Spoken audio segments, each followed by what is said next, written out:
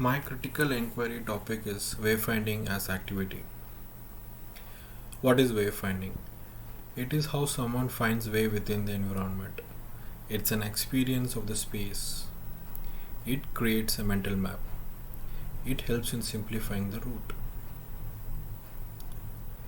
Wayfinding in interior design has huge scope to experiment different ideas and to explore a lot of alternative approaches.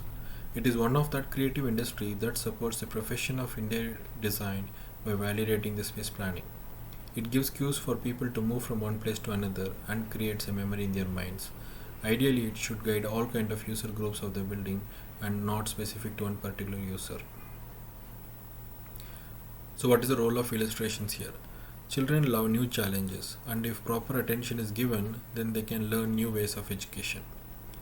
Simple activities involving movement are always their favorite since they love to wander. This phenomenon can be treated properly in a creative activity on a larger scale through implementation of wayfinding. Letting kids discover new environments in a guided way is an edutainment process. So what are my expectations and outcomes?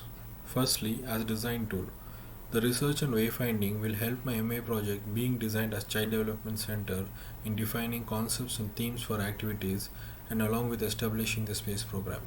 The extent of space required for each therapy rooms can be derived along with careful proximity mapping. Secondly, basis for signage.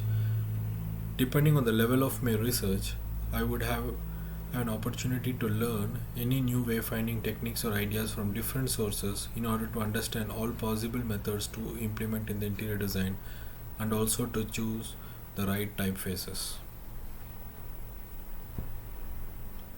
There can be many issues and debates on this topic, but I have highlighted few over here. First among them is, will children have the ability to understand the route? Even though the children are very smart and intelligent, there is always a possibility for a lag in understanding the routes created in the environment. That too, with special children, the constraints and challenges may be more, which can only be concluded with proper research. Is wayfinding real? Wayfinding is a psychological process and sometimes very subjective. It will be important for me to understand the universal appeal of the already established wayfinding norms and standards. Thirdly, and most important, is more common mistakes in design approach.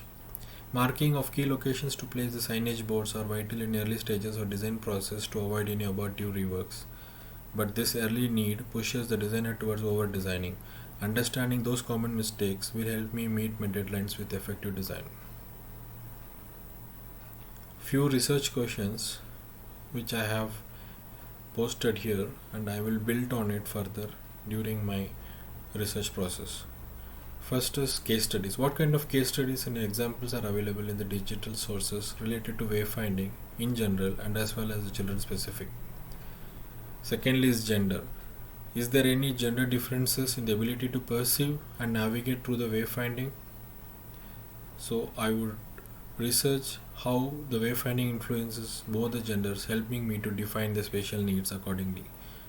Most important point here is colors. How much the colors contribute to the wayfinding design. According to the research on different articles or abstracts from available sources will support in examining the difference in the application of colors. One of the artifact example I found it very interesting is a project in Barcelona. It's an hospital project wherein the designers used animals playing hide and seek as concept for wayfinding and graphics, playing with children's imagination and getting their attention. It's a very interesting project. Few proposed methodologies are categorized into two. One is primary, wherein I will visually observe the kids directly at designated play areas, malls and restaurants to check how they align themselves as per their environment. Secondly, literature review, journals and surveys as available as secondary research.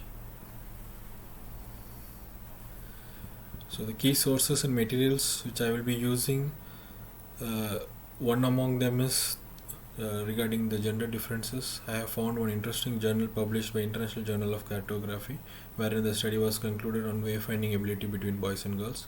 Secondly, an article is published as Hypothesis by Frontiers in Psychology regarding wayfinding as social activity. Thank you.